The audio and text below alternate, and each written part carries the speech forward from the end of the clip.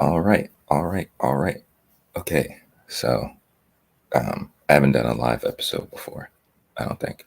But welcome to Do Make Something, Do Make Something podcast, where the purpose of Do Make Something, the podcast, in the channel, and all these things, all the content that I'm creating, is to help Black men to stop being mediocre and to do the work, the self improvement work, to become beneficial for the communities.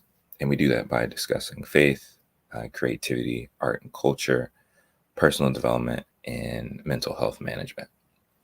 I'm your host, Jamal Calpin, and I'm sorry, I'm trying to figure out how to, start this episode right. I'm trying to get all the logistic stuff out of the way, but I'm on this journey as a Black man, um, my own personal journey, trying to become a beneficial man for my community. And in this process, I'm trying to be transparent and trying to be authentic and honest about where I am and all the things that I'm doing. And so, in a lot of my previous episodes, I'm just like giving advice or just talking or sharing my thoughts about things. Something that I'm trying to add to the show is having moments where I express where I am in my walk, in my journey. Makes it sound like like a Bible study or something like that, like a testimony service. But anyways, sharing where I am in my walk with my mental, which is like how I like to describe my mental health, and where I am in trying to grow to become a better man. Because that's the whole point. The whole point of Do Make Something is to encourage and help and do the work to help become beneficial men, beneficial Black men. And I want to share my journey. I want to share the information that I've learned and the things that I've experienced to help other Black men do the same. And one of the things that I think is important in this is being transparent and is being honest. And it's very difficult, but I realize that there's power in that. There's power in being honest. There's power in transparency and discussing things that oftentimes people don't want to discuss, particularly as Black men. And that's what I want to do today. That's what I want to do on all the content that I make moving forward. But that's definitely what I want to do today. I want to, as you can maybe see in the title, I want to expose some shame. I also want to offer an apology publicly. For those who are watching on Instagram, uh, I have a YouTube channel. A YouTube channel. It's called Do Make Something. I think you can search Do Make Something podcast, where all of my content is held. So a lot of the videos, I've done some response videos. I've done some stuff. I'm going to have some interviews and things like that. You can go to the YouTube channel to see all that stuff. Because moving forward, like I'm trying to do this as a weekly thing, but moving forward, I'll probably only do the updates live on Instagram. Maybe, I don't know yet. But it won't be the whole podcast because if I'm not mistaken, I can't record a lot of time on Instagram compared to like on YouTube. So if you're watching on Instagram, if you like, go over to YouTube, go over to my YouTube channel, uh, subscribe to the channel so you can get the updates, you can get the live podcasts and all that stuff, and you can participate at some point, if you want to leave comments and things like that. But moving forward, yeah, the whole podcast you'll be able to get live on YouTube. And if you are interested in listening to it and downloading and listening to it, you can find it anywhere. You can search Do Make Something podcast, and you can get it on Apple Podcasts, Google Podcasts, everywhere, so on and so forth. All right, so I'm trying to get the logistic stuff out of the way so we can move on to the actual meat of this episode. And I'm sorry if my camera's tilted. I'm working on the setup. Just working on the setup for the live stream. It's a lot easier to do it on the computer than on the phone. At least for me right now. And I'm sorry that my voice is kind of groggy. I've been up for a little bit, but I've also been like praying and processing things. And also just recently got some really rough news about somebody passing. So, but we're going to move forward because I think, anyways, yeah, we're just going to move forward. All right. So like I said, today's episode, if you're listening to this later on a podcast, again, welcome to Do Make Something, where we discuss the process of helping Black men to become beneficial men for their community. And we do that by discussing faith, art, creativity, culture, personal development, and mental health. And we're doing that so that we can become, again, like I said, beneficial men for our community. Again, I am Jamal Calpin. I'm a Black man, if you can't tell. But yeah, I'm a Black man. And so I'm going to start by referencing a scripture that I've wrestled with for a very, very long time. It reads, it's Proverbs 24, verse 10. And it reads, and this is the King James Version. If thou faint in the day of adversity, thy strength is small. Again, that's Proverbs 24, verse 10. If thou faint in the day of adversity, thy strength is small. That verse to me, like a lot of verses in scripture, is one of those verses that you initially just like overlook because maybe you have no connection to it. Maybe you have no full understanding of what it means. Recently, as in the past, more immediately, recently in like the past 2 or 3 years, that verse has really stood out to me. It's really stood out to me because I have gone through experiences that has made this scripture very real for me. That there have been times and days of adversity that I guess more or less I fainted and I didn't show up the way that I would have hoped. I didn't show up the way that was expected of me. And in that, it was humbling and, to be honest, kind of embarrassing to realize that my strength was small. Whether that's physical strength, whether that's emotional strength, whether it's mental strength, whether it's moral strength, spiritual strength. And I think there are times where we have this understanding of who we think we are. We have this understanding of who we believe we are. And sometimes it can be considered like a mask of an identity that we hold on to, that we believe about ourselves. And the thing is, during times of adversity, during times of trials and testing, what we believe about ourselves or what we can believe about anything, those things get tested and we find out if it's real or not. It's the same with us in our lives. Whether that's confrontation at a job, whether it's dealing with somebody passing, whether it's physical conflict, or whether it's relationally. Like there are moments and things that we experience in our life that test us. And the whole thing about it behind that is that it will reveal what's really there. There's this famous quote by Mike Tyson. I think it was Mike Tyson. He talks about everybody's got a plan until they get punched in the face. And I'm sure for a lot of people, the last couple of years, with everything that's been going on, the panorama, as some people like to call it, has been a punch in the face for a lot of people. And in that, it's revealed a lot of things. It's revealed, one, that the system isn't as great as we think it is, that this country isn't as great as we think it is. It's revealed that there's maybe a lot of small strength in our community, in our society, in our people.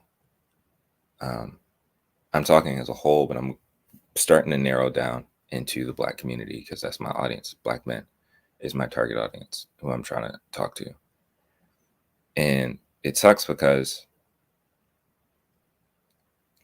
the thing that hurts most about it, like you can find out that you have, like I consider it weakness. So when I read that verse, the way I understand it and I translate it is again Proverbs 24:10. If you faint in the day of adversity, you're weak, or your strength is small.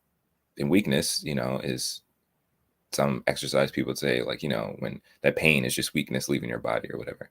Sure. Or it could just be that acknowledging that you're weak, that you're weak and you have things to work on and you need to keep working out. You need to keep going through adversity. You need to keep going through trials and testing. Or it also means that you need to ask for help. And the reason I bring that up again is that what I mentioned is that maybe for the past 10 years, I have been, mainly in hindsight now, but in the past 10 years, I feel like I've been in a season of adversity in various forms, in different ways. And it's exposed a lot about me and my beliefs and my thoughts and my understanding of how a lot of things work, particularly relationships. And it's exposed a lot of weakness. And I think one of the things tied with weakness, especially as men, is shame. It's can be embarrassing when you find out that you're not as strong as you thought you were, or you're not as strong as you told other people you were. Like, that's embarrassing to tell people, or people have this understanding of who you are, this version of yourself they believe to be true and that you believe to be true. But then when the crap hits the fan, when that punch to the face comes, you don't show up the way that you thought you would. You don't show up the way that was expected of you. It exposes you and makes you realize, if you choose to acknowledge it, if you choose to admit to it, that you're weak, that you're weaker than you thought you were. And what I'm hoping to do on this episode is expose some of that shame, and share some of that shame, because I think there's power in being vulnerable. I think there's power in being transparent, and there's power in communicating those things that you're wrestling with. Um, Ultimately, I believe, to help other people feel okay with exposing their own shame and acknowledging that they're not alone. And for me, there's a helicopter flying by. Hopefully you can still hear me. My struggle is exposing a lot of the failures that I've had over the past 8 to 10 years, particularly within my marriage. And what this is, a part of exposing that shame is also on a public apology to my wife for a lot of the behavior that I have done and not done. And again, there's a reason. There's a reason behind all of this. It's not just for clickbait or anything like that. There's a reason, because I think there are a lot of men who are in the same place that I am, but who aren't willing to admit it, who aren't willing to admit that their strength is small, who aren't willing to expose their weakness, who aren't willing to own up to their failures. Um, and I think, to be honest, I think it's something that is prevalent within the Black community. I think for us as Black men, we can be very prideful, um, and we can be very headstrong, and we can fear shame above anything else, um, as a form of protecting our ego. And it sucks because I think in our community, there are a lot of things that are set up in place to protect that shame, of Black men, to protect their failures, to protect the missteps, to protect all those things. Like I think for a long time in our community, we've covered up so many things that needed to be exposed for the benefit of those people, the ones who actually had the shortcomings and the failures, but also to expose weaknesses and shame and things that needed to be dealt with. But we just covered it up for the sake of protecting a father's image, a boyfriend's image, a husband's image, a son's image, a brother's image, covering up things that needed to be exposed, things that needed to be acknowledged, things that needed to be admitted to so that action could be taken on them. And that's something that I've been wrestling with. And I'm going to share vulnerably to get the ball rolling and trying to change our community in that way of exposing those shortcomings and choosing to expose those shortcomings up front, rather than what happens a lot of times is that the exposing happens after the fact, and it happens almost too late for action to be taken. And it's no longer constructive. It's just destructive to the person. It's destructive to maybe the sphere of influence that it's impacting. And it's overall destructive to our community. As an example, jumping into it, we know almost literally in the past 2 years, there's been a lot of exposing of prominent male figures in our community. And the one that immediately comes to mind is like R. Kelly. It's sad, but we've known for a very long time that the brother needed help and he had issues.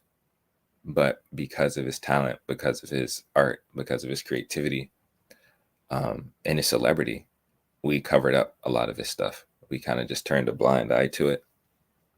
But now,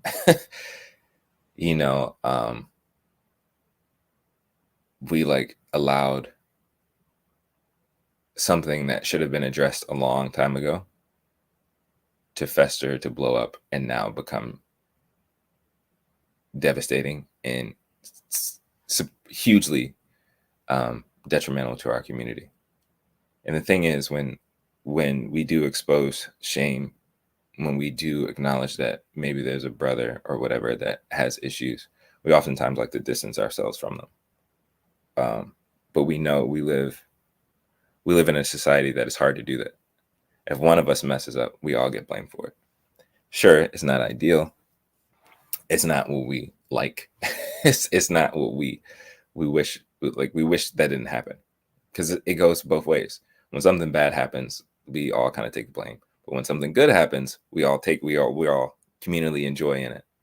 But the thing is, like, it's important that we deal with those things. Like, we identify the areas, and again, like I said, the missteps and shortcomings, even really, really intense stuff like that, like things that are related to Robert Kelly.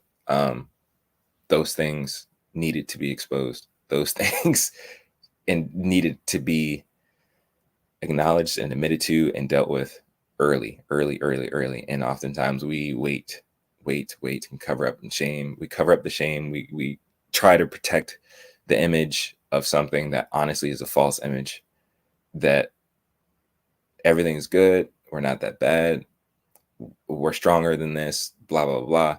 But then things just fester. It's like, what is that, mange? Like, it just grows and grows and grows and gets worse and worse and worse. And if we don't deal with it, we get sick. Our community gets sick, and things don't get any better. And so, like I mentioned, in this episode, I want to expose some of the shame that I have, that I've been carrying for a while. um, because I want to take the steps of admitting it, of acknowledging it, and taking action on it. And so I have a script. I keep doing this. I need to just follow my script and stop going on tangents and stuff. But like I mentioned in that verse, Proverbs 24:10. Again, go read it for yourself. But Proverbs 24:10 says, "If thou faint in the day of adversity, thy strength is small." Realization is you can't increase your strength without identifying that you're weak. So you have to acknowledge that. You have to start there. You have to say like, I'm not as strong as I thought I was. I'm not as great as I thought I was. Um, in some of my conversations with my wife, after going through a lot of things that we've gone through, and some of those things I want to touch on today, going through the stuff is like rose-colored glasses were taken off of my eyes about myself and about people around me and about my community, about the world. Um, that sadly, I think all of us, a lot of us, are wearing rose-colored glasses um, because we are trying to protect shame. We are trying to protect our ego, especially as Black men, whether we're doing it ourselves or there are things in place in our community to do that. But I think we are living in a very pivotal and interesting time because I think a lot of that crap, a lot of the stuff that was shameful or whatever is coming out, regardless if we want to know it or not. And it's challenging. It's really, really challenging. And I'm going to be touching on this, but it really, we're seeing the evidence of it with the so-called gender wars that exist online. When you have like the two biggest things that I've seen that I've experienced is like you have the Black manosphere kind of stuff, which is the godfather of that at the time was like Kevin Samuels, or KS as people say it online. But I don't have enough followers for people to really care what I say yet. But I still want to expose it. I still want to talk about it. But you have like the Black manosphere, and then on like the opposite of that is like what would be considered like the divestment movement for women. And yeah, they butt heads because they have opposing views and thoughts. But in the midst of that, and it's not only that, like there's a lot of stuff that's been happening in these couple of years, especially around this panorama, that people are realizing, there's a lot of stuff that's messed up. There's a lot of things that's been exposed, and there's a lot of shame that people are trying to cover up. Like, oh, capitalism is actually destroying us, is actually messing things up, or people are like really greedy, or people really don't care about us. What's up with that? All that trying to cover up. Oh, yeah, we're the greatest. We're whatever. This mask that we've all been covering or trying our best to hold on to is falling apart, is breaking. And I think it's important that we realize that. We realize that, and we actually see the benefit in it. There's benefit in exposing shame. I'm not going to try to get ahead of myself. So here we go. We're just going to stick to the script.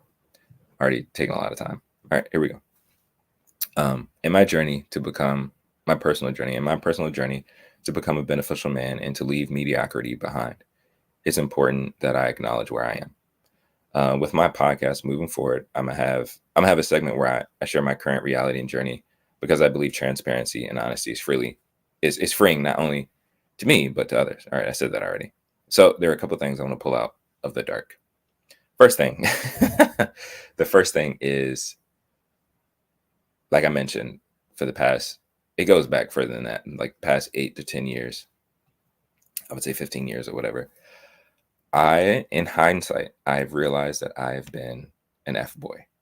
I've realized, and I'm going to try to keep this as censored as possible because I don't know where people are listening to this or whatever. And I also don't want to, whatever. But I have been an F boy. And I think I've been, even in a worse sense, I've been a Christian F boy, which I think is a different level of F boyery. Because there are a lot of men who like to use religion and spirituality and things like that to cover up their shame, to cover up the fact that they are F boys. And I know I've been complicit in that. I have done that. Maybe not consciously at the time, But in hindsight, yup, I've been bad. I've been bad at it, and I regret it. And I regret it. And the reason I acknowledge that is because it ties to the other component of what I want to talk about today is that I owe my wife a huge apology for being a bad husband. I owe my wife a huge apology for being a bad husband for the time that we've been married. And so the first, how to tie it in, because it bleeds over. In me being a Christian F boy, um, my previous relationship before getting married, I didn't handle that well. I didn't end it well, and that was my bad. And it was coming from a very immature place. And offline, at this point, I've had exchanges with my ex at that point. I guess at this point, my ex about that, and admitting and apologizing for being immature, apologizing for not being kind to her, not being kind to with her heart, and again, uh, using things like faith and Christianity to like as a scapegoat, and realizing at this point that I shouldn't have done that. And I mean, I regret that. I regret that. And I regret that I've done that. And I've done a lot of things. And I wrote a song about it. Actually, I wrote a song about it. I wrote a whole project about it. It's called Unbearable, The Tragedy of a Nice Guy. But the other title of it was Unbearable, The Making of an F Boy. And so one of the songs on there is called Apologies, where I in a creative way try to express my apologies and my regret to a lot of the women that I was being an F boy to, but I didn't realize it until later, in hindsight. Um, but the reason that's important is because I didn't end that relationship in an effective way, because it was messy and stuff like that, it started bleeding over into my current marriage and relationship. And so, okay, in this moment, I probably will have to follow my script, because if I go off, I don't think I'll ever finish this. Okay, okay, um, I have failed my wife for far too long in a lot of different ways. Um, by not keeping my vows and promises, by, which is a big one, being emotionally absent, um, by not consistently being a financial provider, unconsciously.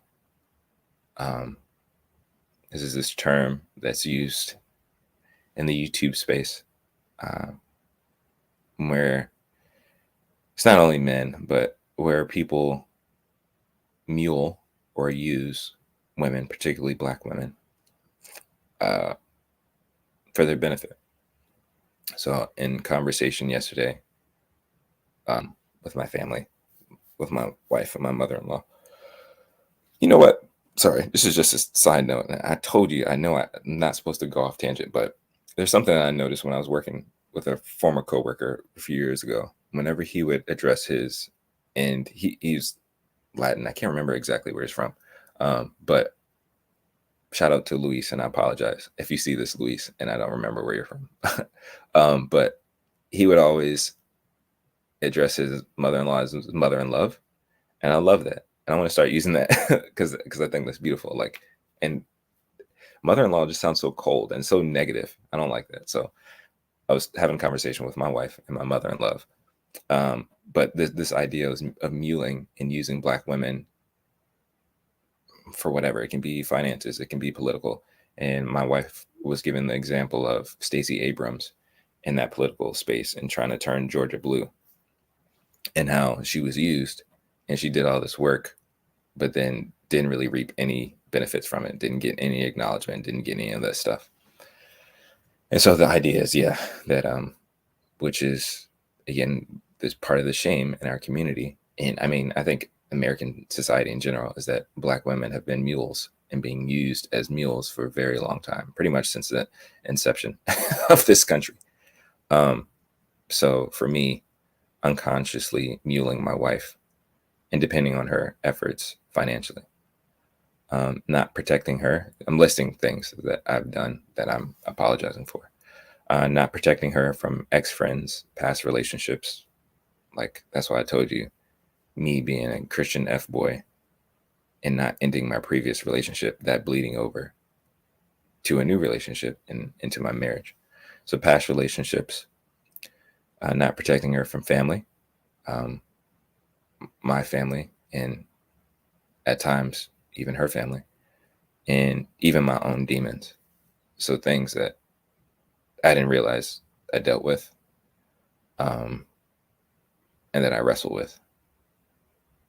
And I'm going to touch on one of those. Not honoring and appreciating her investment in me, emotionally, physically, financially, romantically, and also not managing my emotions and mental health effectively.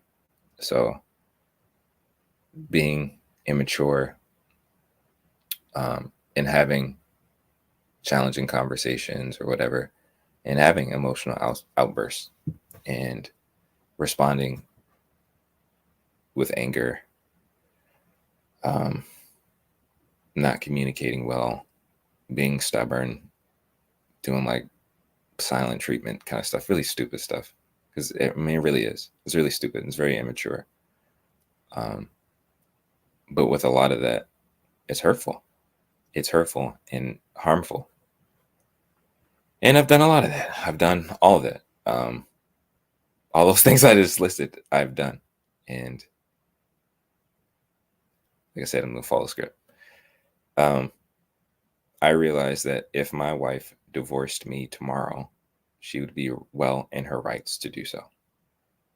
And I wrote a blog post about that. I think a few weeks ago at this point, and you can see it. I'll put a link on YouTube, but in my bio on Instagram, you can find it there. But anyways, she would be well in her rights because I've treated her very poorly, very poorly. Um, the past 6 years that we've been married, but even our time dating, I have not been a good boyfriend. Haven't been a good husband. Um, and sure, there have been times that things are like okay, but when you're like taking a test, if it's 70% bad, you fail. You're saying that it's bad. Like you just admit it. But oftentimes, what we like to do again, trying to hide our shame and to protect ourselves from our shortcomings and stuff like that, we like to hold on to the 30% and highlight that. But it's like, no, it's like it's still an iceberg. Like her ship hit this iceberg of bad things happening. And just because you see the 30% on the outside, there's 70% of stuff, in which I'm trying to expose 70% of stuff that has been harmful and hurtful. And so, yeah, I realized that if my wife divorced me tomorrow, she'd be well in her rights to do so because I haven't been a good husband.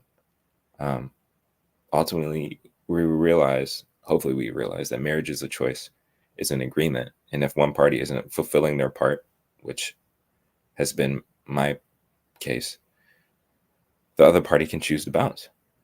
And I also understand that for a lot of people who are Christians, because we're Christians, we're believers, we're followers of the Most High, we understand that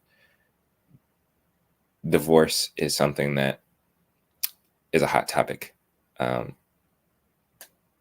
because scripturally based, it's usually like the only reason you can get a divorce is if somebody's cheated on somebody, if there's infidelity or something like that, which hasn't been the case for our marriage. But I also understand and I believe that God doesn't want us to stay and suffer in situations where folks are being mistreated. And to be honest, my behavior has been mistreatment towards my wife. I've never physically harmed my wife or committed adultery, but I have done things that have broken her heart and given her probable cause to not to want to be in an unhealthy, toxic, and not equally beneficial relationship. So I get it. I get it. Um, and again, all right, sorry.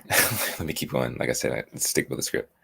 Um, my wife is an amazing woman that has shown me immense amount of kindness, love, grace, and support, even when she didn't and doesn't have to.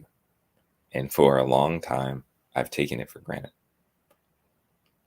She's been one of the best things that's to ever happen to me. But because of my jacked up mindset, my selfishness, and my own internal issues, I've mistreated her and I've done wrong. And again, the reason I'm exposing this, I know that there are people who know the stuff that's been going on in our relationship. And I'm grateful for those people because they've been encouraging and helpful, and supportive. Um, but again, it's shame. It's it's realizing that for me, there was this understanding that, oh, he's a good guy. He's a good guy. He believes in the Lord. He's you know, I would never, I would never think Jam would do that stuff. Well, I have. I have. And it sucks. And it's embarrassing to me too. And it's regretful. And it really makes me upset that I have allowed so many things to happen in our marriage and allowed a lot of things to happen to my wife. And I've done a lot of things to my wife, um, because of selfishness, because of fear. And I say this stuff not to make an excuse for it. Like, you can be aware of the things that you're doing and unaware. Like there are things that I've been ignorant of, but after those things were exposed, after those things were like, hey, you need to know, I need you to communicate to me in this way. I don't, please, like, you can't like, not that you can't get angry, but you can't speak loud or aggressively or yell. You can't do that kind of stuff. You can't be violent in the sense of breaking stuff when you get angry. You can't do that because that scares me, that affects me, that harms me mentally and emotionally. You can't do those things. And so, the first couple of times, it might be like, okay, I understand you're working through it, but not changing it after warning and warning after warning and expression after expression. You're no longer ignorant. You're just making bad decisions. And that's been the case for me, for different things, not standing up and protecting my wife the way that she deserves to be protected, in various situations. Um, if you are on, YouTube and stuff like that, as an example, if you want a more detailed example of some of the stuff that we've gone through, I would suggest that you look up the YouTuber or content creators, the Spiritual Whistleblower, and on YouTube, I will put a link in the description. We've dealt with a lot of stuff like that, and in hindsight, I wish I would have dealt with a lot of those situations a lot sooner and a lot more effectively, but I didn't. They're just as bad as making bad decisions and taking action in the wrong way. Inaction is just as bad. And so there have been times that I just didn't respond. I just didn't do anything. And it left my wife vulnerable to be emotionally harmed by my own family, um, by my sibling, um, by my mother. And some of those issues have sort of been resolved. The other ones, no. No, it's still bad. And it's still hurtful, and it's still stuff that we're both healing from. But I allowed that to happen. It's like, as a graphic example, it's like standing by and letting somebody punch somebody in the face and not do anything about it. And I've also had experiences like that. wasn't a punch, but it was physical harm, and I didn't step up the way that I should have stepped up. And yeah, I'm embarrassed about it. Yeah, I carry shame about it. Um, and it really makes me angry. It makes me angry, but it also makes me very sorrowful. Um, that this woman that I loved, that I committed my life to, that I made vows to, I have not been serving her well. And she deserves an apology for it and so much more. Um, I did it again. All right, let me let me continue on. Let me continue on this script. Um, okay, so I mentioned a little bit earlier about like the divestment movement in on YouTube and content creation or whatever. And within that space, there are these terms that are given to mainly black men. Mainly black men. There are these terms that are mainly given to black men that describe our behavior and our mindsets and the things that we do. And so some of those terms are okay. Again, read the script. A lot of this comes from being a stereotype. And again, I'm talking about myself. A lot of these come from being a stereotype, sadly. I am, and I have been, what's considered a dusty. um, some people describe me and other men like me a three trash bag bandit. And overall, I've just been a bad husband, a bad boyfriend, and a bad friend to my wife. And it sucks. It really sucks. And a lot of this stuff, not only from our conversations like me and my wife having these conversations, but like seeing content that I can resonate with and that she also resonated with because, like I just described, I've been a dusty, which is usually a man who really just messes up women's life, particularly black women. So either they don't, they like I mentioned earlier about muling black women, um, financially devastating women that they're in a relationship with. Um, they are misogynistic. They believe very noir thinking, which leads to very misogyn.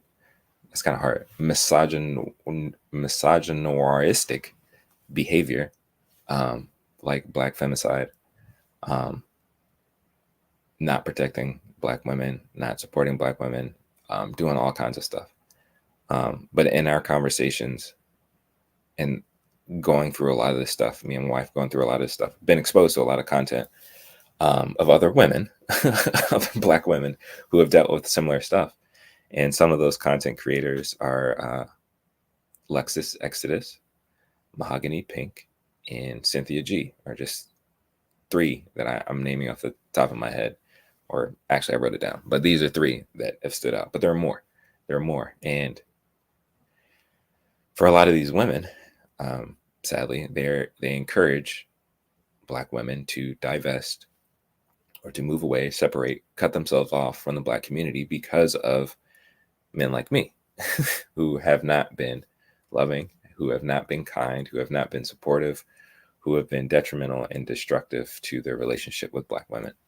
And it sucks because this, prior to YouTube, prior to this quote unquote gender war, prior to all this content being made, it was already evident in our community. Whether it's black men abandoning their children, abandoning their wives, abandoning the mother of their children, not standing up and protecting their community, which is their children, their women, each other, being violent towards their spouses, being violent towards their children, being violent towards each other. It's been a lot. It's been happening for a very long time in our community. And it's just really only recently that a lot of women are saying enough is enough. I'm tired of being muled. I'm tired of being beat up. I'm tired of dealing with this. I'm tired of being with these dusty individuals um, who are only causing me harm, who are causing me mental harm, who are causing me emotional harm, who are causing me spiritual harm, who are just not being good. And in this journey, in relating with my wife and trying to work through a lot of this stuff, I've I've been exposed to that, and I've come to that realization that I resonate with a lot of what those women describe in their content because I have been that. And again, like I mentioned earlier, I've never physically put hands on my wife. I've never cheated on her or anything like that. But I've done things that have caused her harm.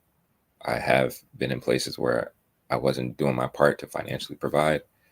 And I also have not protected her the way that she deserved and needed to be protected.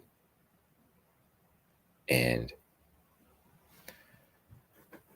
I apologize for that. I apologize for misusing, abusing, and neglecting you, Alicia, my wife, for leading poorly, for not protecting and providing for you, for letting the fear of shame stop me from serving you well, for letting my comfort come first in our relationship, for not doing the work that was needed to love and serve you the way that you deserve, for not being a man of my word.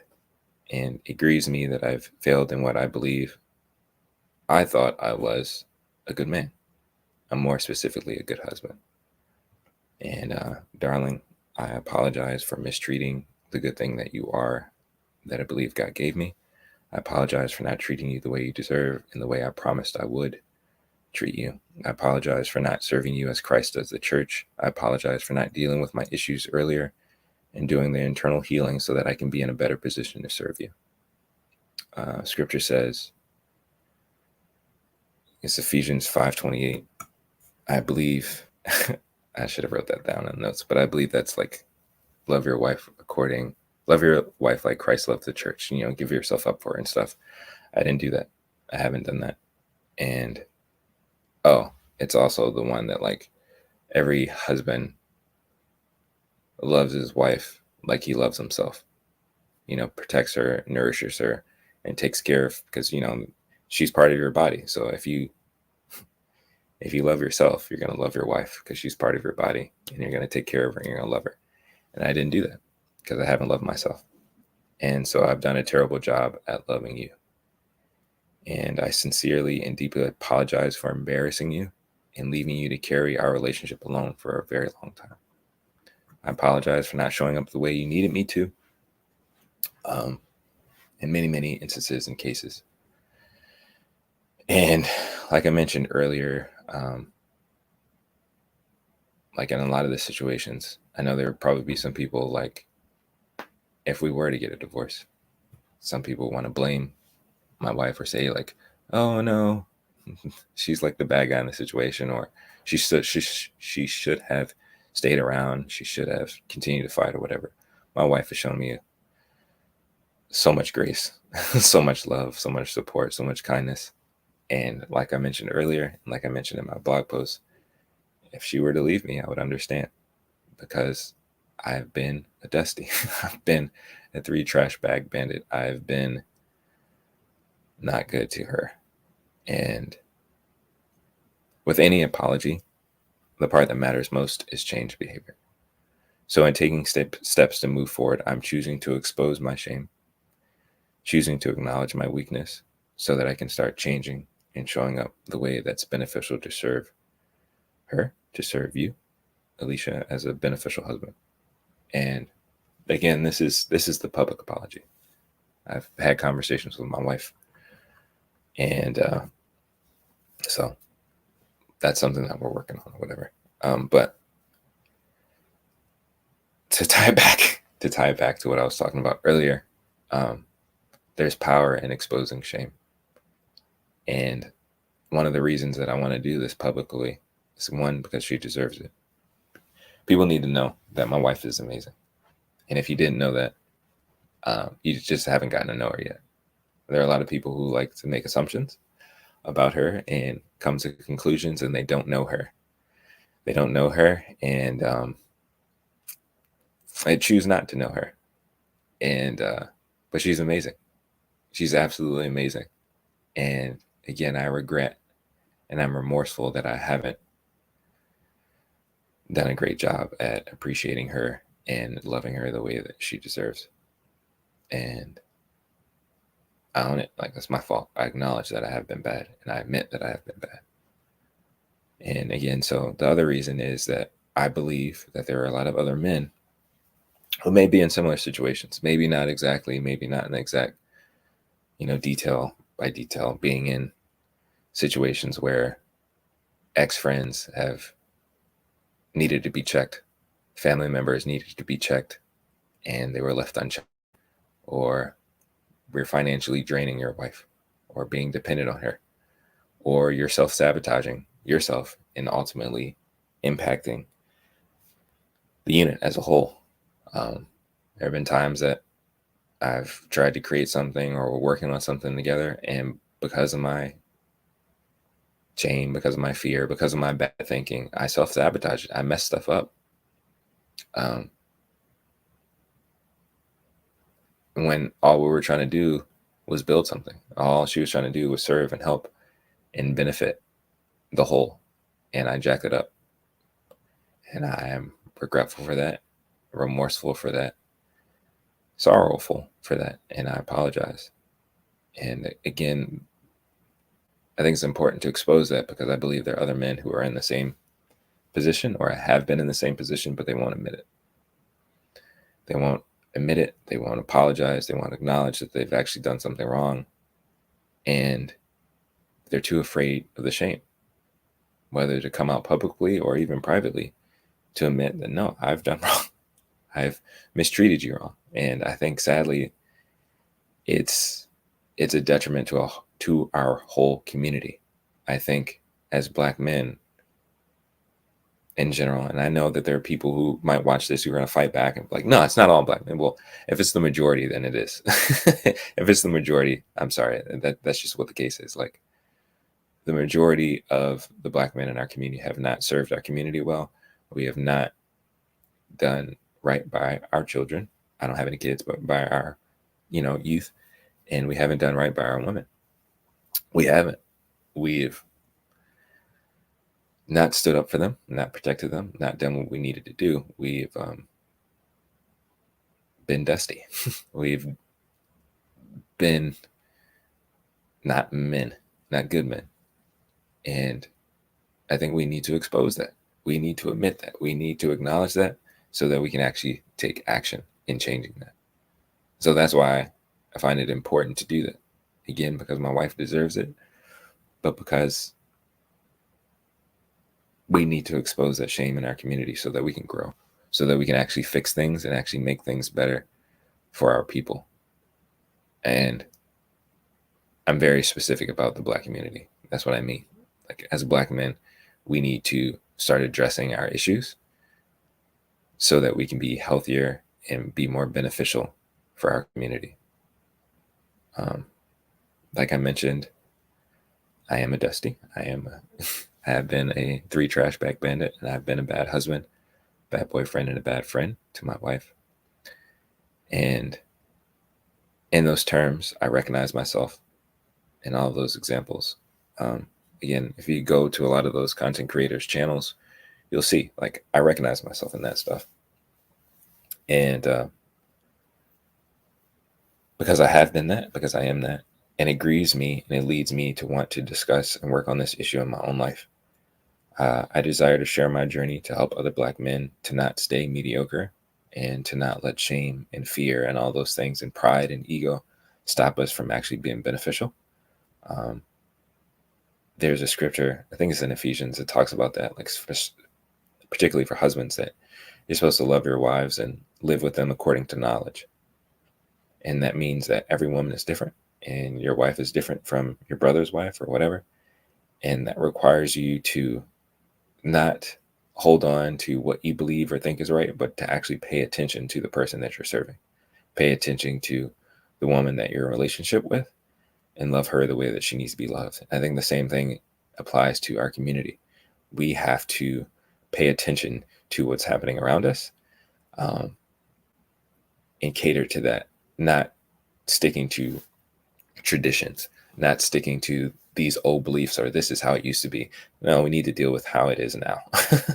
And a big part of that is we have been, as Black men, mediocre, the majority of us, which in my case, it's like a test, like I mentioned earlier. If you 70% is bad, it doesn't matter if there's 30% because the whole is jacked up. We need to address the whole. We need to start changing so that the number flips around and it gets really, really small. We need to get it to 98% or whatever, so that the majority, you can be like, the majority of Black men and Black and in the Black community are actually beneficial. They're actually good. They're actually strong, bold, loving, kind. I like the term that Jason Wilson uses, comprehensive men who have a good grasp on their emotional health and well-being, on their mental health and well-being, on dealing with their anger management. They're good with their finances. They're kind and giving and generous, and all these things that as believers we know Christ is. That's our standard.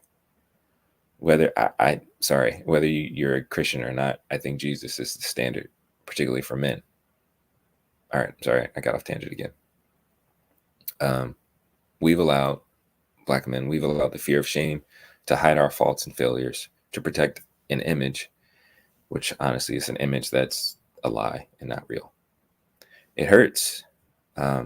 It hurts, but we have to acknowledge the weakness, the shame, the failures, and accept them so that we can start to become beneficial and so that we can take action. So we have to acknowledge that we're weak, acknowledge that we failed, acknowledge that we've messed up.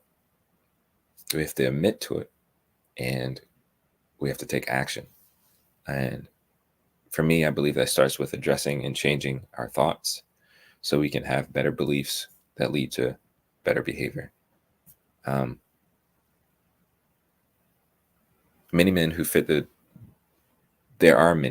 the same description I gave for myself, who you haven't treated your wife well, even if it's just one of the things that I listed, whether it's being emotionally absent, whether it's draining your wife emotionally and she's trying to pour into you and give to you and you're not reciprocating it, you're not giving it back, whether you're taking from her emotionally, financially, physically, you're not protecting her, you're not providing for her, you're not serving her well. And there are things, this doesn't have to only apply to romantic situations. You can be treating your mother this way, and there are moments I feel bad about that too. Like, I feel like I haven't been the best son to my mom. You can treat relatives, you can treat girlfriends, like platonic friends that way. Like, you can treat other people that way. So it's not only just reserved for romance. It can be used for a lot of different places, but you're just not being beneficial. Sorry, went off script again. Let me start over. I believe there are many men who fit the same description I gave for myself, and they struggle to acknowledge it. I get it, though. There's a lot of shame tied to not being a good or beneficial man. And some men choose to complain and demonize, and some men choose to complain and demonize women for their shortcomings, for the man's shortcomings. But that isn't beneficial either. What we have to do is acknowledge and admit our weaknesses so that we can start changing. And that changing part is, again, taking action. And for me, one of the first actions I'm taking is apologizing to my wife for not being who I said I was and who I believed I was for a long time. But yeah, I believe there are a lot of men in our community. And again, the reason I say that, because in this gender war space, this is what a lot of men talk about. They like to blame Black women for stuff, whether they like to say, oh, they're not feminine enough, or they work too much, or they're too successful. It's all this stuff. I remember I was working at the summer camp was volunteering at the summer camp, and shout out to Young Life. I was working at a summer camp, and we were in transition, like the group that I was with or whatever, we were in transition to go somewhere into like a different activity. And there were these two kids, they're two little white kids, um, a little boy and a little girl. There might have been like middle school age or whatever. And I don't know what game they were playing or whatever, but the little boy was trying to pick up the little girl, and they're about the same size or whatever, right? Um, but he tried to pick her up and he couldn't do it.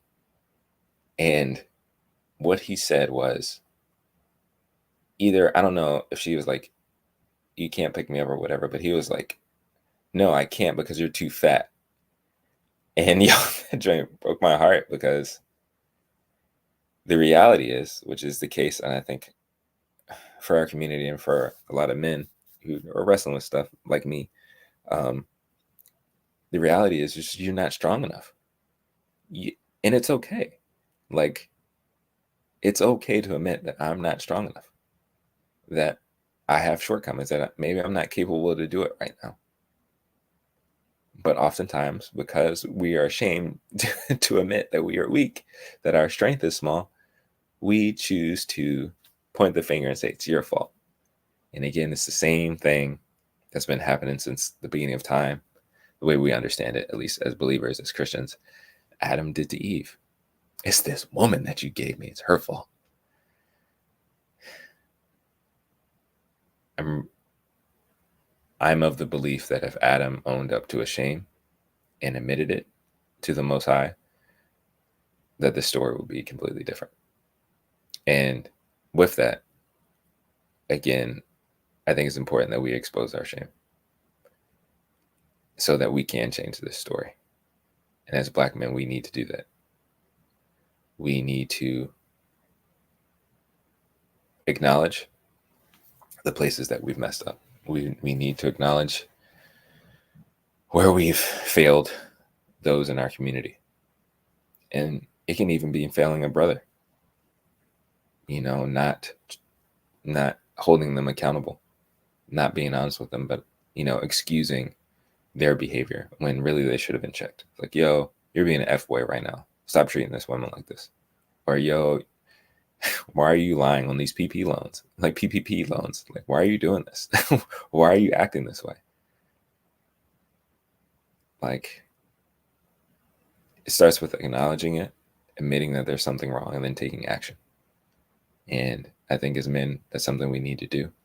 And I hope that with this content that I'm trying to make and share on Do Make Something, that we can have these discussions, we can talk about these things, and we can do the work to become beneficial men for our community.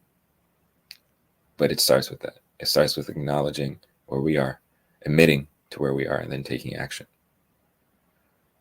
So thank you for those who have been sitting and watching as I share this, as I expose my own shame, as I apologize to my wife for not being a good husband. And now I would hope that you would come along with me on this journey as I take action, as I commit to taking action to becoming better and to become beneficial. As in the journey, continue to share what I learn and I experience to help other men do the same. So thank you for watching. If you're watching on YouTube, please like, share, and subscribe. If you're watching on Instagram, please go over to my YouTube channel and Do Make Something podcast, and subscribe. Because moving forward, like I said, there'll probably be like 2 parts to my podcast where I give like an update of where I am and what's going on. And then, I don't know, like a nugget of something that I want to share, that I think will be beneficial. And I'm not sure which one I'll share on Instagram, but I'm still figuring out those logistics. But thank you for watching and supporting. And if you are on neither, like say you actually like to listen to podcasts, like I don't want to watch anything, I don't want to watch the live or whatever, you can find the Do Make Something podcast any and everywhere: Apple Podcasts, Google Podcasts, Spotify. And those episodes will come out on Tuesdays as they have been. But if you want to catch the show live, I think I'm going to be here on Sunday mornings. So I'll see you then. Thank you all for listening as I express and expose myself. And again, I'm grateful for the opportunity to be able to do this. I'm grateful for the opportunity and the blessing that I have of a beautiful and amazing wife that honestly I know I don't deserve. um, but I'm grateful for her love and her kindness. And like I said, I understand. No problem. Yeah. But yeah. So I probably should get off of this. So stop going on too many tangents. But yeah, thank you for watching. And yeah, again, exposing the shame because it needs to be exposed, and apologizing because one is due and is deserving. But I hope you all enjoy the rest of your day. Have a great day. Be safe, and continue to protect your protect your mental health and your emotional space, and find some time to create something. As Black men, creativity is a good tool to manage our mental health and our emotional health. You got to have an emotional release valve. So find some time to be creative, to get those thoughts and those feelings out. And I will talk to you guys next time.